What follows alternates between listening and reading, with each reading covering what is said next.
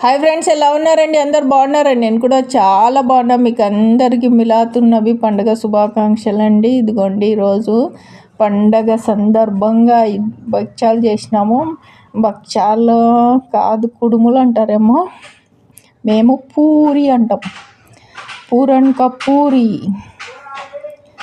అయితే ఎంత బాగా వచ్చినాయంటే, అబ్బా సూపర్ ఉన్నాయి. పేని రవ్వతో చేసిన అనమాట. పేని రవ్వతో బాగా ఒక 2-3 అవర్స్ నానబెట్టాను. మంచిగా ఆయిల్ వేసి అందులో కొంచెమే ఉప్పు వేసి తడిపి పెట్టేశాను అనమాట. కేవలం పేని రవ్వనే కాదు, అందులో గోధుమ పిండి కూడా మిక్స్ చేశాను అనమాట. ఇంకా ఇదిగోండి, దాంతో చేశాను. ఇందాక చూపించాను కదా, ఎంత బాగా వచ్చినాయో చూడండి. అమ్మ అయితే రాత్రే చేస్తుంది. నేను ఈరోజు పండుగ రోజు మార్నింగ్ 4కి లేచి చేశాను అనమాట.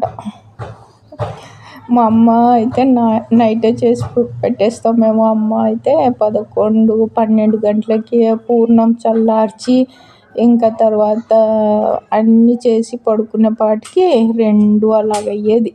మేము అక్క చెల్లెళ్ళం అందరం కలిసి నైట్ మెలుకొని ఇవన్నీ చేసుకొని కబుర్లు చెప్పుకుంటూ బాగా ఆ జ్ఞాపకాలు భలే మధుర జ్ఞాపకాలు. అబ్బా, ఇదిగోండి ఎంత బాగా వచ్చినాయో చూడండి. చాలా బాగున్నాయి. టేస్ట్ కూడా సూపరు. స్వీట్ అయితే కరెక్ట్గా సరిపోయింది. ఇంకా పేని రవ్వతో చేసినాను కాబట్టి స్మూత్గా బాగుంది. ఒక్క పండుగ కూడా నేను మిస్ చేయను. అన్ని పండుగలు చేస్తాను. ఓపిక లేదు.